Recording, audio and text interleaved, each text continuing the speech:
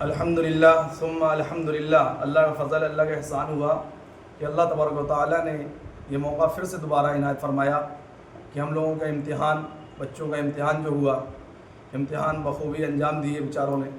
پھر اس کے ساتھ میں اس کا رزلٹ بھی سنا، پھر اس کے بعد میں اپنے مائنڈ اور دماغ کو فریش کرنے کے لیے 5 دن کی چھٹی بھی دی گئی۔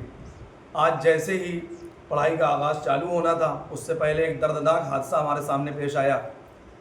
ہمارے بچے ماشاءاللہ آئے ہیں، بڑی ہمت کی بات ہے کہ آج جب یہ حادثہ پیش آ جائے، کسی گھر پر موت مٹی ہو جائے تو صبر کرنا بہت مشکل کام ہوتا ہے۔ اب یہ بچے تھے، یہ بچیاں تھیں جو ان کی سہیلی تھی، جن کا نام ریدہ خاتون تھا، ہمارے مکتب میں ہی پڑھنے والی تھی۔ اللہ ان کے گھر والوں کو صبر عطا فرمائے۔ یہ بہت بڑی غم کی داستان ہے۔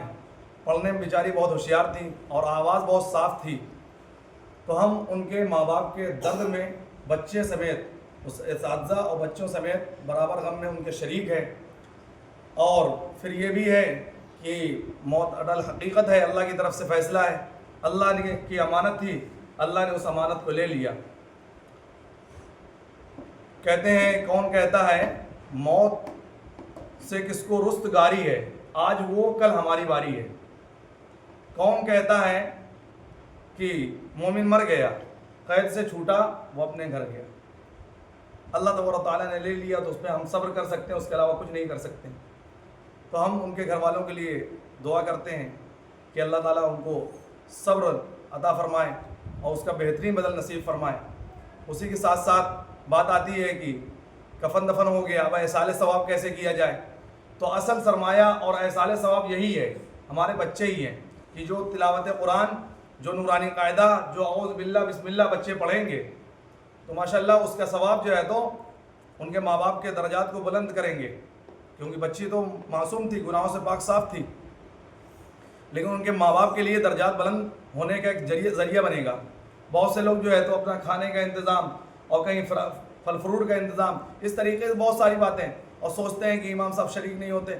بھائی کیا کریں شریک ہو کر کے؟ اس سے زیادہ تو ہم کیا کریں گے، یہاں پر ایسا ثواب کر دیں گے۔ ہمارے بچے ایک ایک جو ہے تو اگر کوئی سورہ فاتحہ، کوئی جو ہے تو اعوذ باللہ بسم اللہ، کوئی سورہ انا اعطیناک الکوثر، کوئی قل هو اللہ احد پڑھے گا، آپ 1 گھنٹے میں نہیں پڑھ پائیں گے، اتنی دیر میں ہمارے 5 منٹ میں بچے پڑھ دیں گے، اس سے زیادہ کہیں پڑھ دیں گے، اور اس سے بہترین ثواب جو ہے تو، کیونکہ یہ حروف کی ادائیگی بھی جانتے ہیں، یہ ماشاءاللہ عین شین قاف کے ساتھ میں پڑھیں گے، جس طریقے سے پڑھنے کا حق اس طریقے سے پڑھیں گے، آپ کو وہ چیز نالج میں اور جانکاری میں نہ ہوگی۔ اور بہت سے لوگ ایصال ثواب کے نام سے کیا کرتے ہیں، کھانے کا انتظام کیا، حالانکہ کہتے ہیں ایصال ثواب کر رہے ہیں۔ اگر ایسے ہی ایصال ثواب ہونے لگے تو ہم کہتے ہیں کہ ضرورت نہیں پھر خریدنے کی، جتنی پھل فروٹ کی بری پال میں ٹھلیاں ہیں اور جتنی بھی جو ہے تو دکانیں ہیں، بہترین اس میں کیا کریں، سب میں کھڑے ہو کر کے سامنے فاتحہ لگایا ہو جا کر کے، اور کہہ دو اللہ میاں سب کو جو ہے تو اس کا ثواب پہنچا دیجئے۔ کیا کرتے ہیں، کھانا اپنے پاس رکھے ہوئے ہیں، پھل فروٹ اپنے پاس رکھے ہوئے ہیں، اور کہہ رہے ہیں ایصال ثواب کر رہے ہیں۔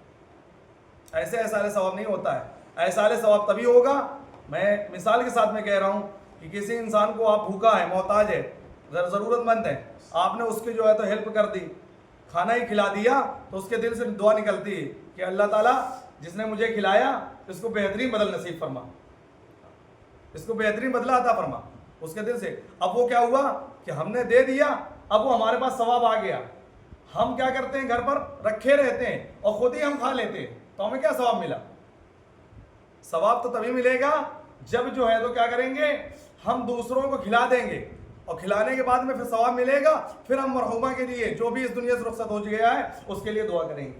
یہ بہترین جو ہے تو کام ہے۔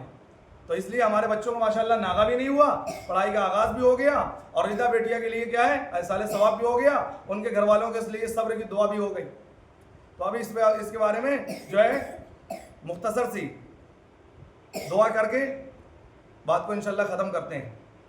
آپ لوگ دعا کر لیں، اللہم صلی علی سیدنا مولانا محمد وعلی آل سیدنا مولانا محمد مبارک وسلم۔ یا اللہ جو کچھ پڑھا گیا اس کا ثواب جناب محمد رسول اللہ صلی اللہ علیہ وسلم کے روح مبارک کو پہنچ کر تمام انبیاء کرام، تمام شہداء کرام، علماء کرام، بزرگان دین اولیاء اللہ سب کو روح مبارک کو پہنچا دیجیے۔ اس میں جو غلطی کوتاہیاں خامیوں کو معاف فرما دیجیے۔ اے میرے مولا اپنی بارگاہ الہی میں قبول فرما لیجیے۔ اے میرے مولا یہ تیری طرف سے امتحان ہے جو تو نے امانت دی تھی، اے میرے مولا وہ امانت آپ نے واپس لے لی ہے اس کا بہترین بدل نصیب فرما دیجیے. ان کے والدین کو اے میرے مولا صبر نصیب فرما دیجیے اور بہترین بدل نصیب فرما دیجیے. اور بھی ہم سے ان لوگوں نے دعاؤں کے لیے کہا ہے توقع اور امید رکھ کے ان سب کی جائز تمنا جائز حاجتوں کو پورا فرما دیجیے. شریعت و سنت کو پہچاننے والا بنا دیجیے. جس طریقے سے حق ہے اے میرے مولا احسال ثواب کرنے کا, جس طریقے سے حق ہے اے میرے مولا تلاوت قرآن کرنے کا, اے میرے مولا اس طریقے سے کرنے کی توفیق نصیب فرما دیجیے. شریعت سنت کو پہچاننے والا بنا دیجیے. بدعات سے, رسومات سے, خرافات سے ہم سب کی حفاظت فرما دیجیے. میرے مولا جانے والا تو چلا گیا لیکن اب ہمیں اپنے بارے میں سوچنا ہے. اے میرے مولا ہمیں اپنے آخرت کی تیاری کرنے کی توفیق نصیب فرما دیجیے. صراط مستقیم پر چلنے و گامزن رہنے کی توفیق نصیب فرما دیجیے. پڑھنے پڑھانے کو بے انتہا قبول فرما دیجیے. اخلاص و للہیت کے ساتھ اے میرے مولا پڑھنے والا بنا دیجیے, پڑھانے والا بنا دیجیے.